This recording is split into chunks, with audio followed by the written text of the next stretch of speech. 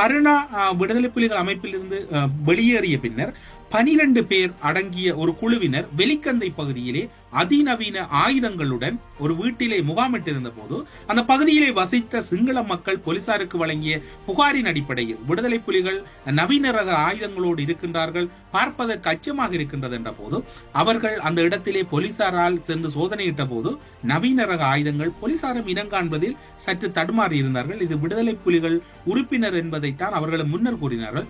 அதன் பின்னர் ஒருவாறாக அடையாளப்படுத்தினார்கள் கருணா அணியினை சேர்ந்தவர்கள் என்று.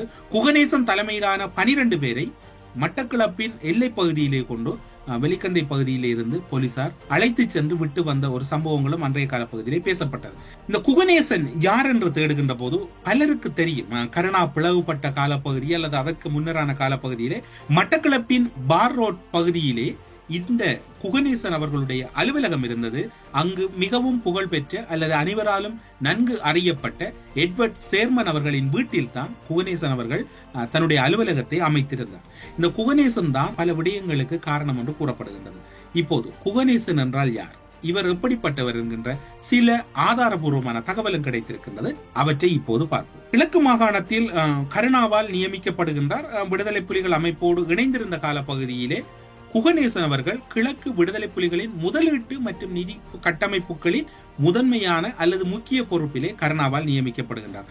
அவரின் கீழ் ஒரு பணியாளராக கம்சன் என்கிறவர் நியமிக்கப்படுகின்றார். இந்த கம்சன் கருணாவுக்கும் இடையில் ஏற்பட்ட ஒரு விரிசல் அல்லது கருத்து முரண்பாடு காரணமாக கம்சன் அவர்கள் வன்னிக்கு கிழக்கு மாகாணத்திலே இருந்த தகவல்கள் அல்லது கணக்கறிக்கைகளோடு வன்னி செல்லுகின்றார்.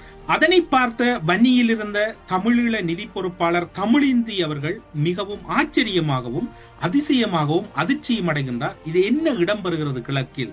வன்னியில் இருந்து ஒரு பெரும் நிதி கிழக்குக்கான போராளிகளுக்கும் அங்கிருக்கக்கூடிய வேலை திட்டங்களுக்கும் அனுப்பப்படுகிறது. அதற்கு மேலதிகமாக இவ்வாறான நிதிகள் எப்படி வரவழைக்கப்படுகின்றன, எந்த அடிப்படையில் அங்கு வணிகர்களிடம் பணம் பெறப்படுகிறது என்கின்ற வினா எழுப்பப்படுகிறது. அங்கு ஒரே அதிர்ச்சியாக இருக்கின்றது. அந்த காலப்பகுதியில் இந்த நிதி விடயங்களை கையாண்டது யார் என்று சொன்னால் குகணேசன் அவர்கள் கையாளுகின்றார். குகணேசன் அவர்கள் இருக்கும் வரைக்கும், குகணேசன் அவர்கள் செயற்பாட்டிலே தொடங்கி முடியும் வரைக்கும் அவருடைய காலப்பகுதியிலே பிள்ளையான் என்கின்ற பெயர் கருணா பிளவுபட்ட போது அல்லது கருணாவினுடைய பிளவு விடுதலை புலிகள் அமைப்புக்கும் இடையில் உச்சம் பெற்ற போது பிள்ளையான் என்கின்ற பெயரை எங்குமே தேடி இருக்க மாட்டேன்.